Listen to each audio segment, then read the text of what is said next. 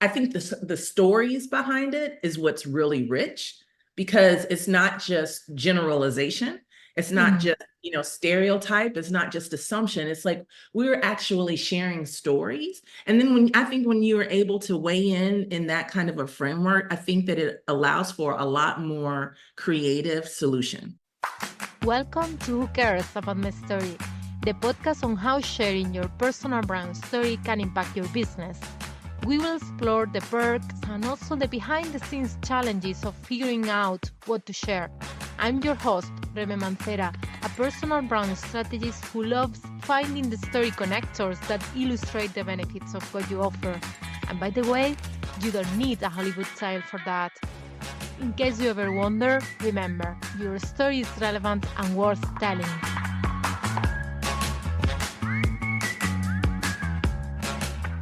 Hey there! Our guest today is Seandra Pope, the founder and CEO of Rooted Consulting Group, which works with organizations to build consensus around racial equity and diversity.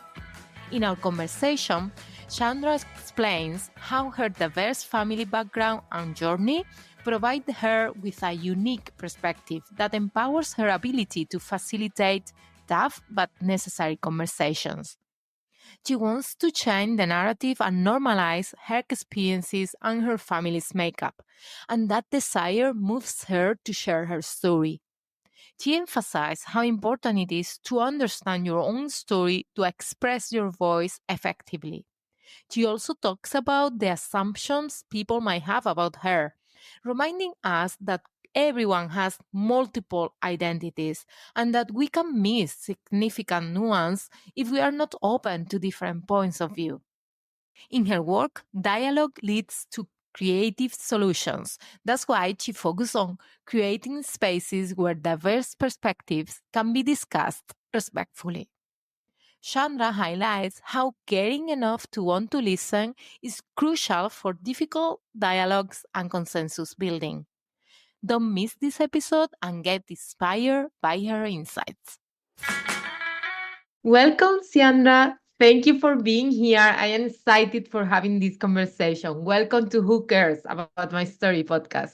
Oh, I'm so glad to be here. Thank you so much, Reem. So let's start by please share with us a bit about who you are and what you do.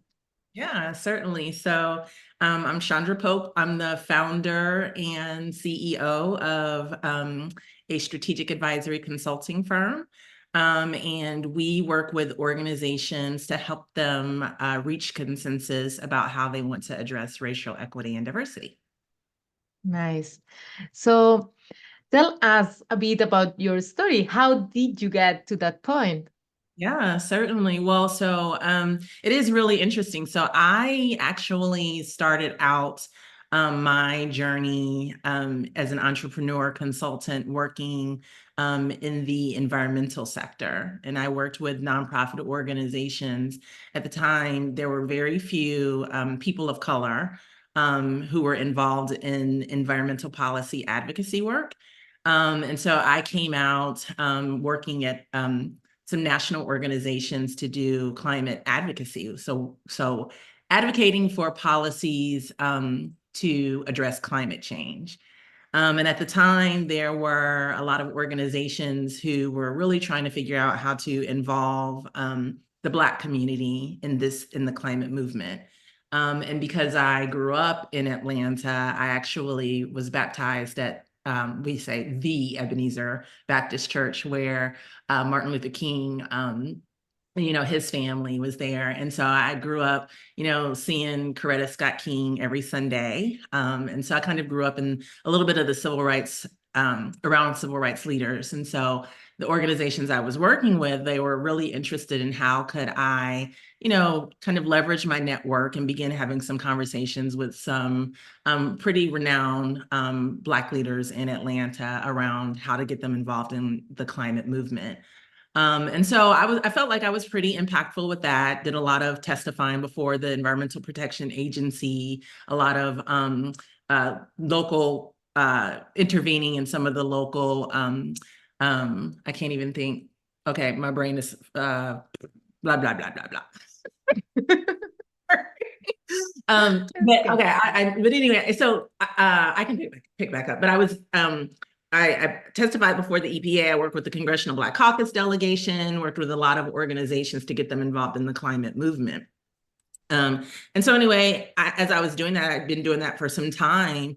I realized that a lot of organizations, so the organization I was working for, I was responsible for doing that as an employee. But then a Mhm. lot of organizations would come to me and say, "Hey, I know you're doing this for your organization, but can you give me some tips and strategies for how we can do that at our organization too?"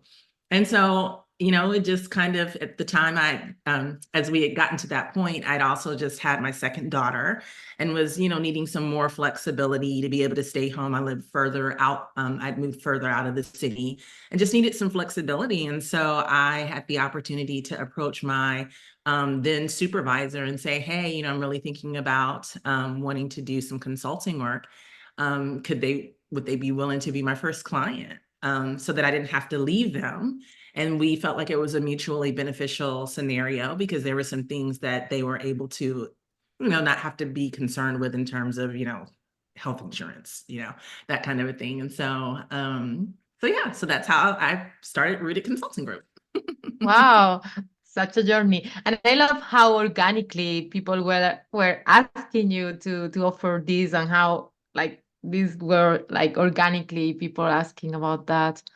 Um yeah, and also it's really interesting how your background and your personal story has also make a big like role in this in your career, right? Uh-huh. So Oh, how do yeah, you it does. I think that the funny thing is I never really thought that I would land where I landed in doing this work because when I actually intended as women, as people, we, had this idea of where we're going to be when we hit a certain point in our lives. But I thought I was going to be a lawyer. Oh. Yeah, and so I got into what it's called labor organizing. And I just love to, be around people and learn their stories and understand, how they can be involved in, legislative processes for all intents and purposes, how they can be involved in anything to really empower them to, make change in their lives. And so I got kind of caught up in the labor organizing movement, but then I had my first daughter and decided that I couldn't travel anymore. And so I came back to Georgia. And, being an organizer at the time became really sexy because everybody knew that President Obama was a community organizer. And so, anyway, so it was kind of a thing like, oh my goodness, you're an organizer. And so I ended up working at, like I said, this national environmental organization. Amazing. And how do you think sharing your own story has impacted your business? Yeah, so I really think it's impacted a lot because after I started doing consulting, like I said, I was doing a lot of work around climate. And so my husband, I always say, I talk about him in this story because I always say he's like Southern born and Southern bred. He has a very Southern accent, a Southern draw, and he's from North Georgia. And so, a lot of people, when you say that, who are from the South, when you say North Georgia, they kind of like, oh, okay. And here I am, this Black woman who was raised in a family where my mom, if Eyes on the Prize, a series that came on a public broadcasting station, if it came on, everything stopped in my household. Like I went to Spelman College, like I was empowered in my Blackness. And so here I am, married to my sweet husband who is white male, and he's from three generations of police officers, Mm. Atlanta. And so, when I started consulting, I was strictly doing environmental work and really trying to think about how to get, more Black and brown voices in the movement. But then, I started to hear that people were not necessarily as effective and impactful as they wanted to be.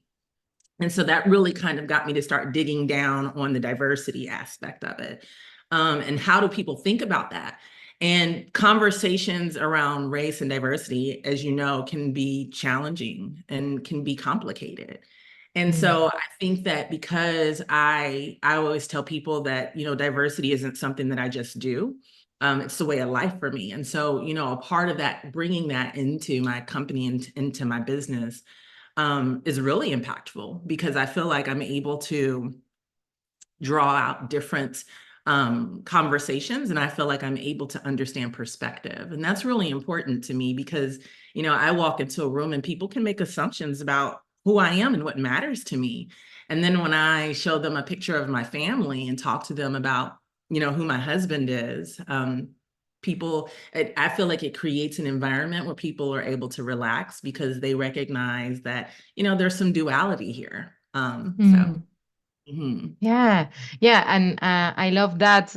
Like, just by your own story, by your own life, all the facets of your different identities, right? It's Uh-huh. like how that is going to help you to start the conversation and create a space where the conversations can flow easily in a way. Yeah, certainly. Yeah, I mean, because a lot of times, like I said, people have already perceptions about who you are and what your story is when you walk into a room. And, I've had a lot of instances where I've helped people to kind of rethink what their assumptions are, even. I've had Mm, clients who have talked about or colleagues who have talked about going into rooms where it's majority white men and, they're going to have a perception and they're going to feel this way. And then I have to remind them, well, I don't know because my husband's married to me. You might end up in a room where there are some white men who don't have, who have Black wives, who bring a certain perspective, to the table. And so, yeah, I think, I'm able to have these conversations and have people to understand, like you said, that, we're just made up of, there are so many different things that make up who we are, our perspectives, our opinions. Um, and so I always talk about, this idea of identity. I mean, that's really important to me, especially in doing equity and diversity work. And so I really think about, your leadership in helping women particularly, and I feel like I am all over the place, but but helping women, be able to find their voice in this work mm, because oftentimes it feels like certain groups are sidelined in this conversation, as diversity work is evolving. For some reason people are sidelined in the conversation. And, I always talk about, you have to be able to understand your experience first. Like, what does your experience tell you? And how your experience can shape your perspective and how your perspective leads to your opinion. And then that can help to shape your voice. So, like, I have a completely different experience. When, everything was happening around the death of George Floyd, a lot of my clients would talk to me and say, oh my goodness, I feel really terrible about this. And I was on the complete opposite end of that, as a Black woman who has a white male police officer, and he was in the mm, middle of the riots. And I mean, the conversations we have at home, I have two daughters and how we have to talk about, our own identity and what does it mean to be biracial. And my oldest daughter is, she's not biracial. She's from another marriage. And, what does it mean for her to be a Black woman, who's raised by a white male? So I think a lot of this, really helps it really helps to shape my work. And like I said, I think it helps me to really have people have honest and open dialogue about race and diversity and equity. And that's why I say, the work that I do is about how do you reach consensus on what mm, you want to do to address it. So I'm not helping an organization figure out how to I'm not advocating for it for themselves. I'm asking them if this is something that matters, how do you want to address it? What do you want to do?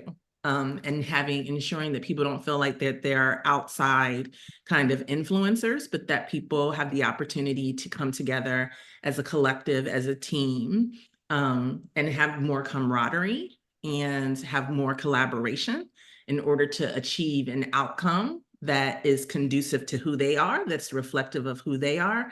And I feel like that's true equity, right? mm. So Wow, this is beautifully expressed, and I love how you are making the conversation goes in that.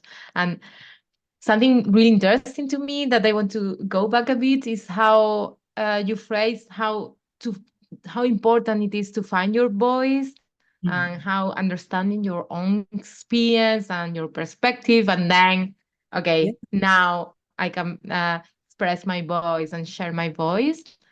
And since the perspective of the personal brand story, so how to use your story in businesses, I feel that there is a lot of connection there, because again, you need to understand yourself before deciding what to share.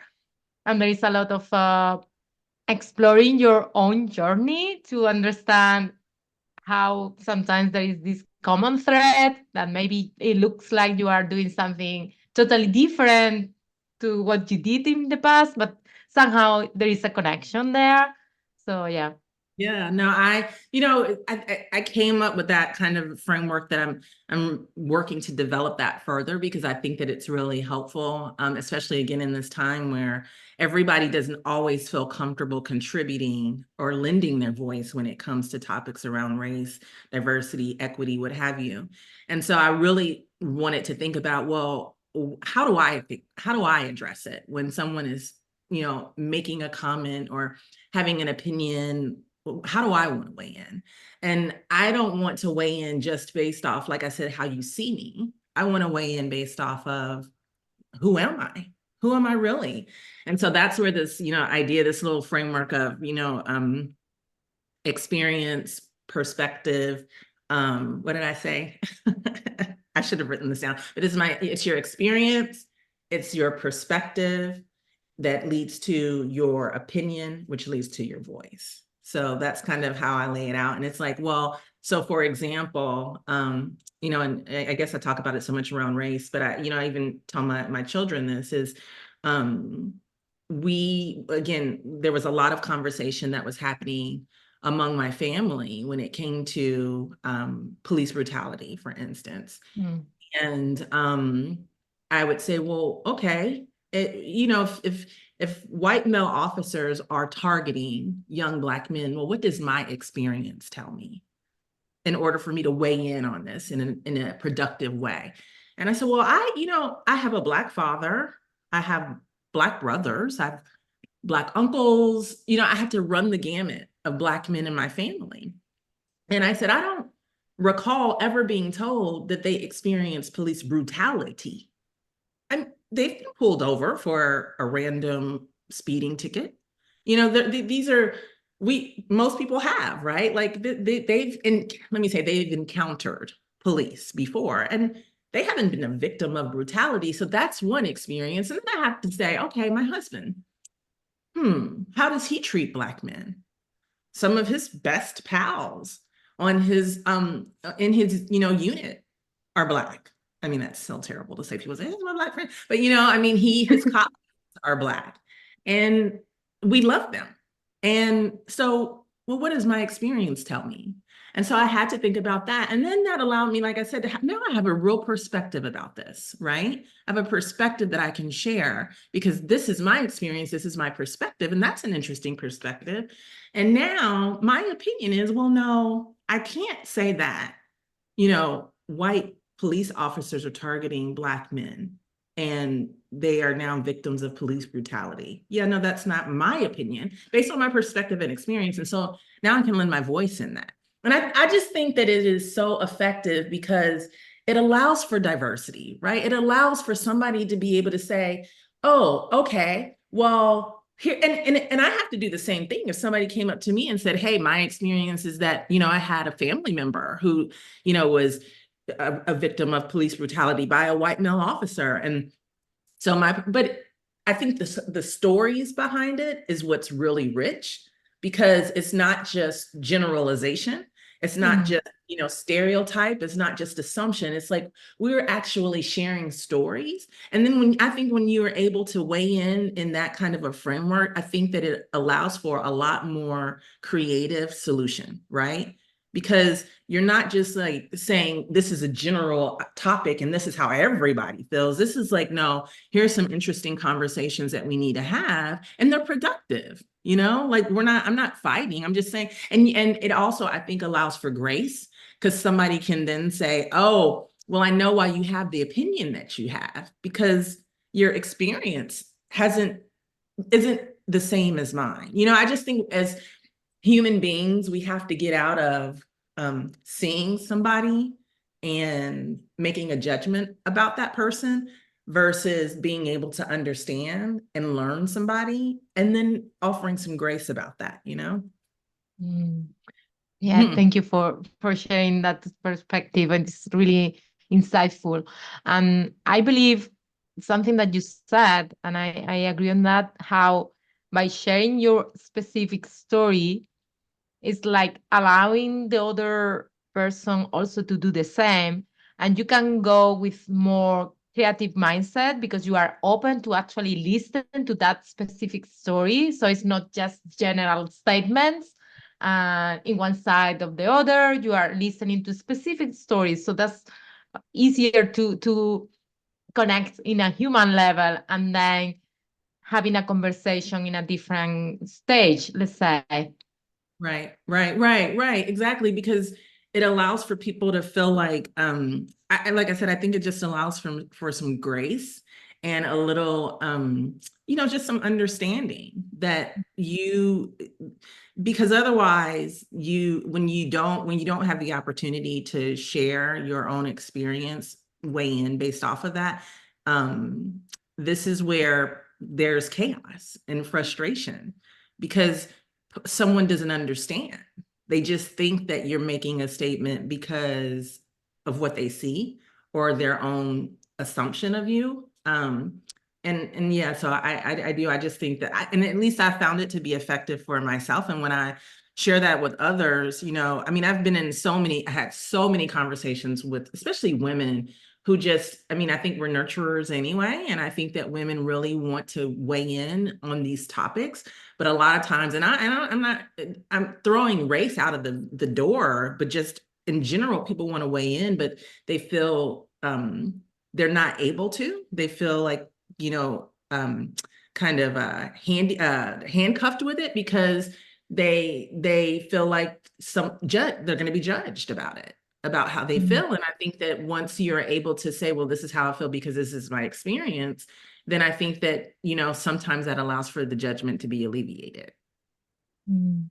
At Yeah, least. and yeah, and it's interesting because, as you said, it's like, okay, you are giving some grace. So again, you are creating space where there is more space for that, and more room for that. So I believe that it could help to address difficult conversations, because of course there would be difficult conversations. So creating space where it's a bit easier to address them. Yeah. Yeah. Yeah. I would like to know, there were some unexpected challenges around sharing your own story related in your business side of things, let's say. Yeah. I mean, I've had sometimes I feel because how do I want to think about this? Let me see. I think that there are some challenges sometimes, one just because of the controversy, if you will, behind just the makeup of my family, or, the occupation that my husband holds. And so sometimes I'm hesitant. And so a lot of my clientele, they do good work. And so they have or tend to have can sometimes have a different opinion. And so sometimes I feel challenged by sharing the story, but then I feel empowered because I actually want to change the narrative. I want to Mm. normalize um, who we are. I want to normalize my family's makeup and my husband's occupation. And so I feel empowered to share. But yeah, sometimes it feels a little challenging to share. But I know, I mean, I know that this is purposeful work, which is why I do it, because I really want to affect a paradigm shift in how people think about race in this country, and that people are not a monolith. We are all unique individuals. And again, this whole idea of reaching consensus about how to address something, right? And so being able to come into a room and create a space where people can speak honestly. And I mean, I think it's just even outside of race, when you're just trying to come to a decision about how to address something. I mean, even to your point, maybe about, story, like being able to say, this is what my experience is. And so this is how this will shape. And I love, working with my clients around consensus building, and how reaching consensus and taking that and aligning it to the outcome that they hope to achieve together. Because it's really fascinating when people come into a room and they're like, hey, we want to do X. We want to have a diversity initiative. And people start just working and getting into it. And then when you take a step back and you say, hey, well, let's ask some questions of some people. Let's find out, what does diversity mean to them? Because diversity is, I mean, it's such a, what is it? It's a behemoth of a word, right? Like it means so many different things. What does equity mean? To do an initiative? What does any of that mean to anybody? And then, you hear some amazing stories about people who think about diversity in terms of, well, I'm an introverted individual within my organization, and I feel like people have work events, and the people who are extroverted go to the work events, and they eventually are able to secure higher positions because they seem more extroverted. And I do my work just as well. It's just that I don't hang out, or I'm a mom and I can't hang out. So it's really interesting when you get people in a room and you help them to have this productive conversation, and then you reflect. And I take the moment to say, okay, reflect the information back to them and say, this is what you all said. Now, what do you want to do about it? And now people have the opportunity to arrive at a collective answer together, right? There is no, well, why did we do this? Or who's thinking about that? Or where did that come from? It's like, no, this is what everybody had to say about it. Y'all responded, and I facilitate some conversation and some dialogue. And so now where do you want to go? And so I just find that removes a lot of the frustration and animosity and resentment when it comes to this type of work. Mm, yeah, and I love that approach of reflecting back, and then okay, also it's a way of giving them the responsibility and the commitment to, okay, you are owning this. It's not me telling you what to do. It's like we are building this Yeah. together. Yeah, I love it. And it's amazing because so many different organizations think so differently.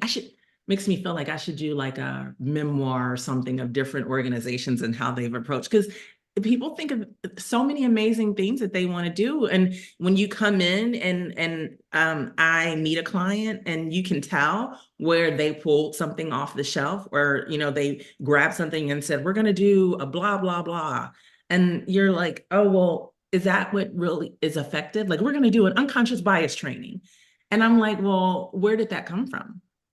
We just think that that's something that people need to understand. And then you go and you ask staff, and they're like, you can sometimes even introduce challenges and problems that never existed. I've had clients who said, we went through this training, and I had my colleague that I've sat next to for, 10 years, who I thought we loved each other. I learned that she thought that I was being racist towards her. I never knew that. And I mean, I think that is insightful for the person, for each of them to understand that that's their experience of each other. But now there's some awkwardness, right? Mm-hmm. And so you've introduced this without first, being able to have some type of, again, initial conversation around, well, what does it mean to be racist? Like, how do you experience racism? And someone else might say, well, I experienced racism when you asked me, oh, wow, you used to wear your hair curly to work every day, and now you have it straight. That's interesting. And someone might say, that to me is, that's a microaggression. And someone else might say, oh, no, I was just actually really curious because I didn't know that that existed. I mean, we have just gotten into this place where people are, get upset about things again without offering any grace. Like maybe they are just really curious. Mm. So anyway, I digress, but No, this is really interesting. And again, I feel that this again related to the assumptions and to the multi identities that each of us we have somehow. yeah, yeah, we definitely do. Definitely do. So I would like to ask you, what would you say to someone that is wondering who will care about their story and why could be relevant to share their story? What will be your answer? So if someone said who really cares about my story, I think I would answer it and probably I would put it back on the person and say you should. Because if you don't really care about your story, then no one will. By not sharing your story, it's kind of like what I was saying earlier about feeling empowered to change a narrative. I mean, I think it's so important, especially, now in the atmosphere, the climate around the country is that it's important that we share our stories so that we can actually break the narrative that we're all a monolith, that there's this group of people and they think this way, and there's this group of people and they think that way. I mean, I think it's really important to share your story so that we can see the diversity of who we are. And yeah, so I guess that would, I would say, you should care about your story. Yeah, that's an interesting approach. I haven't thought about that in that way. So thank you for sharing that.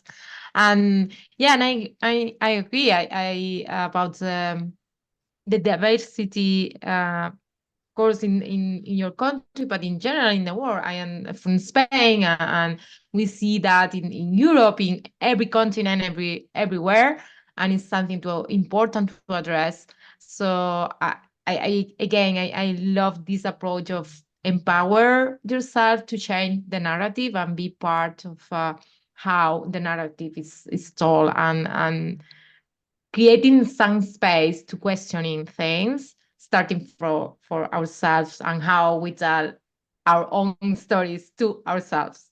Yeah, yeah, for sure. I mean, If that makes sense. it does. It does. I mean, that's helpful for me too. And I mean, it just kind of reinforces, this idea of storytelling. I mean, that's even in our heritage as human beings.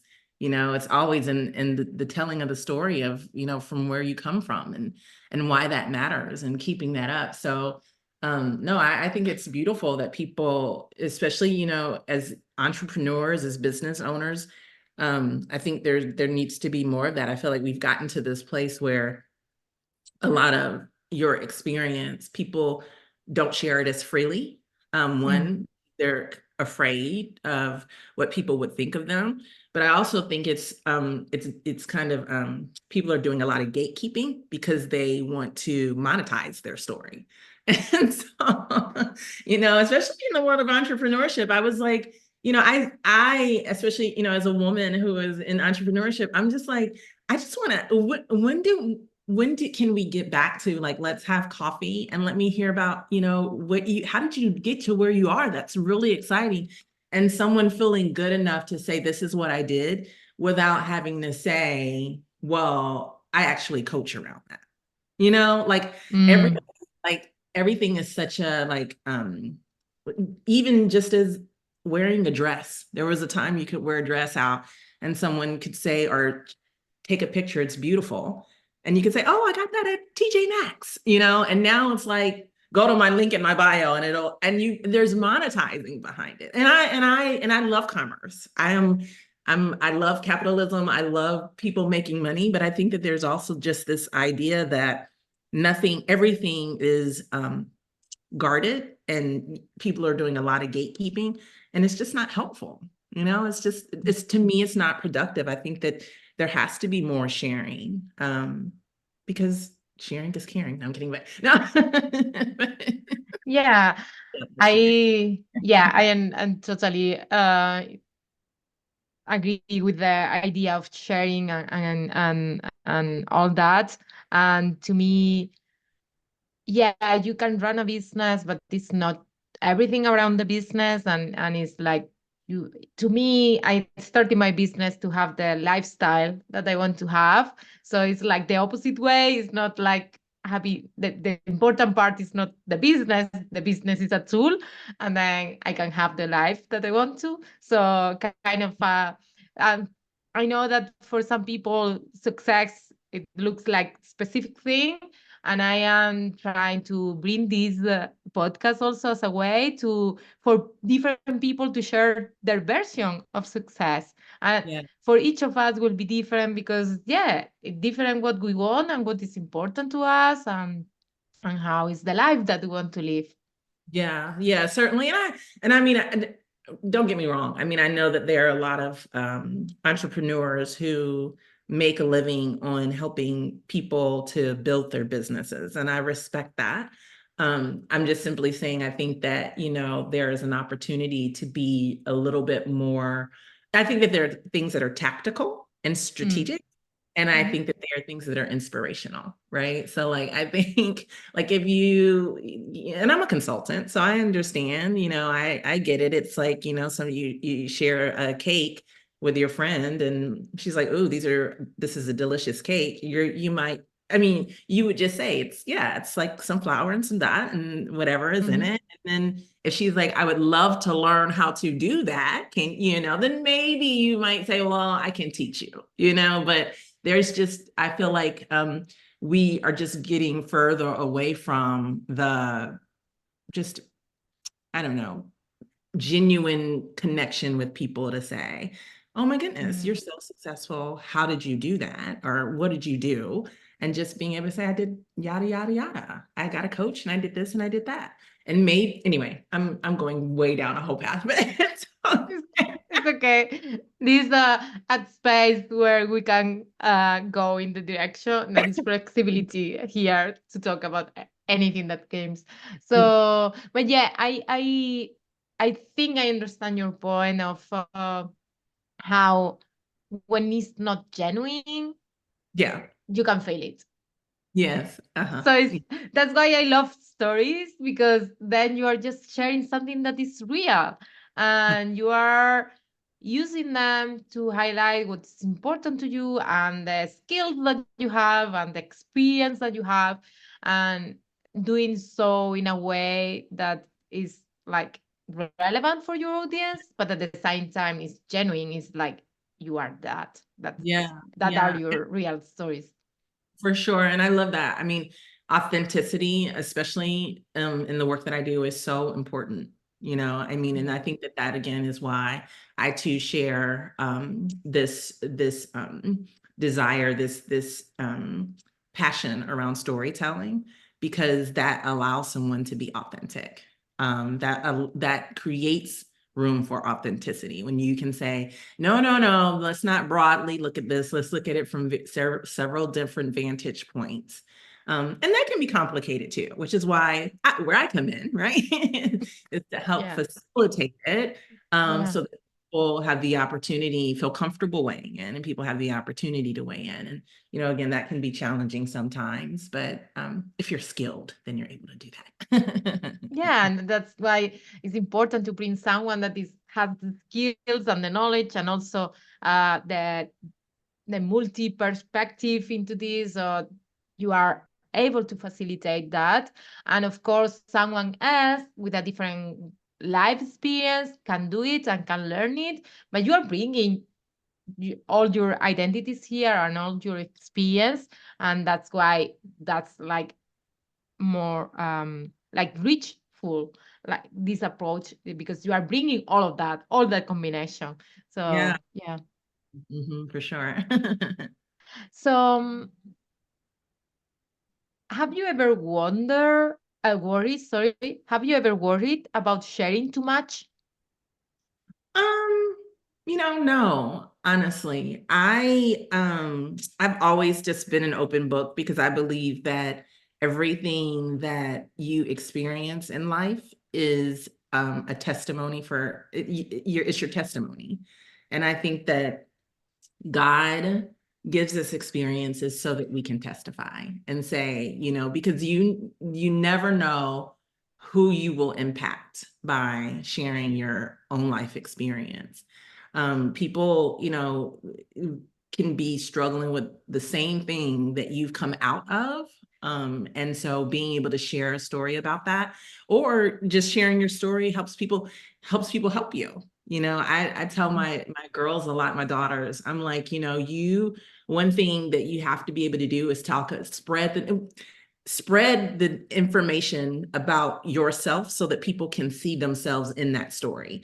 They, especially, some of the younger, like my oldest, there's this piece of like, we keep it to myself, move in silence, like, don't share, because if you share it, somebody might try to steal it, that kind of thing. I was talking to my cousin the other day, who's trying to figure out what he wants to do after graduating from high school. And he was like, but I want to kind of keep it, on the down low. I want to keep it quiet until I'm successful. And I said, well, that doesn't help you. Because if you aren't telling people and sharing with people, then they don't know how to help. They can't see themselves. And people want to root other people on, and people want to be a part of your success. So the worst thing that you can do, it's like the story of the 3 talents in the Bible. Like, you can't bury it. You have to go and share it with everybody. And kind of, back to this point of the story, sharing your brand story. I mean, how else can people see themselves in the success of your business if you're not sharing why this is so important to the world, Yeah. To answer your question, I'm pretty open, I mean, like, I can get hesitant sometimes, and I can get concerned sometimes. I was, on a call the other day with someone, and they were talking, again, they were making comments about white men. And, I just have to say, hey, here's the thing. You might not want to say that. That's not very nice, but like, just reminding people that what you see isn't always, what is real, what's authentic, so. Mm.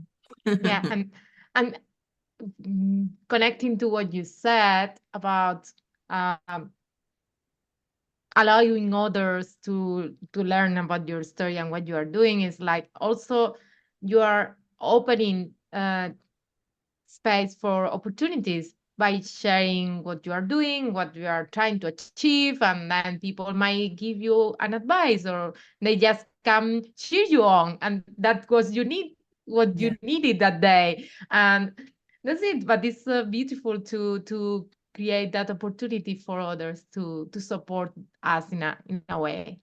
Yeah, for sure. Yeah, I think so.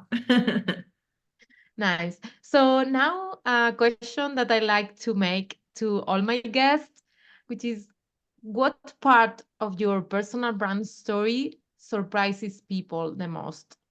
hmm I think what surprises people the most is probably the makeup of my family, really. And I think it's not just that, I'm in an interracial marriage.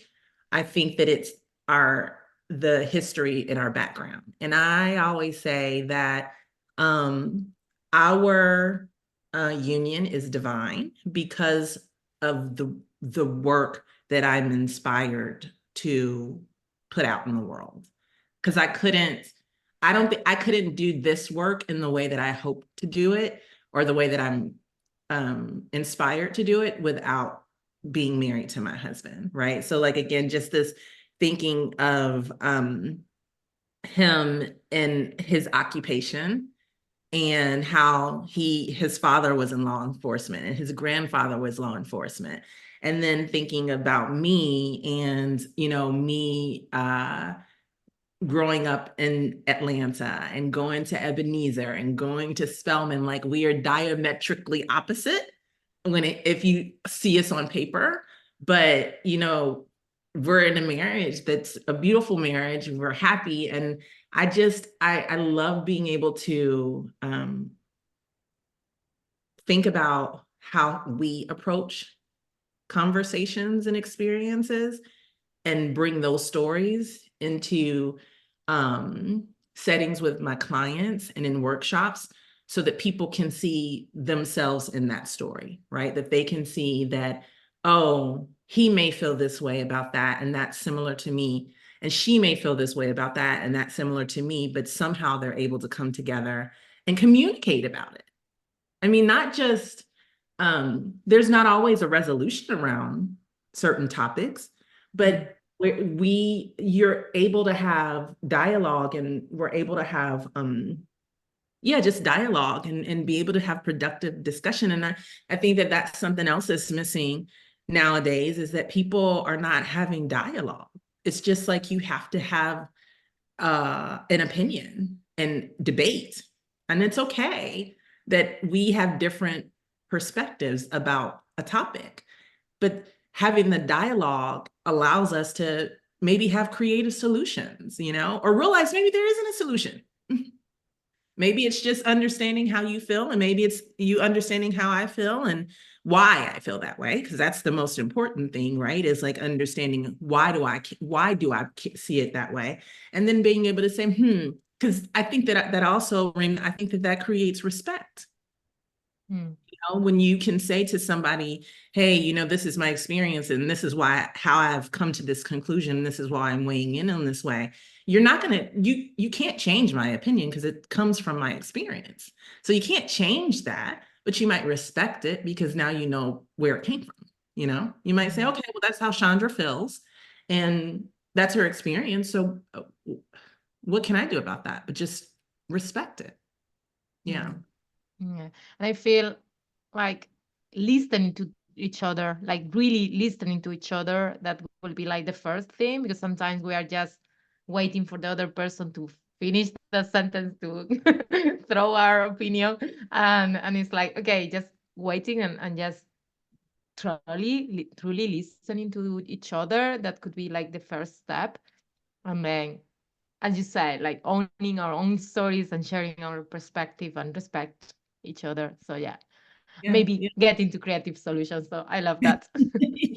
Yeah, I mean, and I think, it's true, like listening to each other. And I think that people, I agree, like having the opportunity to not feel like you have to waiting for the next, for you to be able to have something to say, and not truly listening to people. But I think that, just also caring enough to want to listen.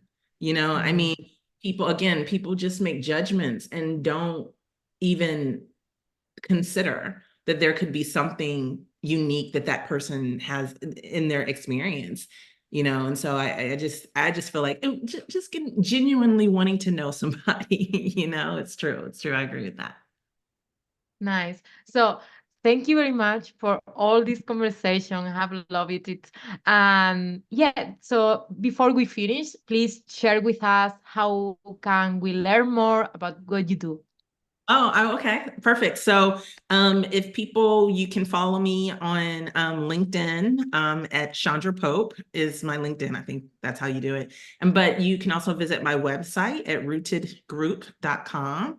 And I'm also on Instagram. But I would love to collaborate with anyone, or think about how I can help organizations or groups figure out how they want to address racial equity. And then also women who really feel like that they want to weigh in on this conversation around race and diversity.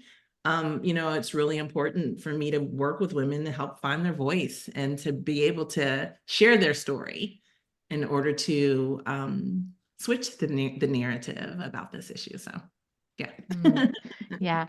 Love that. So thank you very much. I will make sure to have all the links in the show notes so everyone can go and check it out and connect with you. Thanks again for being here. Has been a lovely conversation, and thank you for sharing your insights. Yep. Thank you for having me. I had a good time. Thanks for tuning in to Who Cares About My Story, the podcast on how sharing your personal brand story can impact your business. If you found this episode valuable, consider subscribing or leaving a review. Your feedback means a lot. Did something resonate with you today? Please share your thoughts on the podcast platform or on your socials. I would love to hear from you and give you a shout out. Just tag me on Instagram at Reme Mancera. I can't wait for you to meet our next guest. Until then, remember, your story is relevant and worth telling.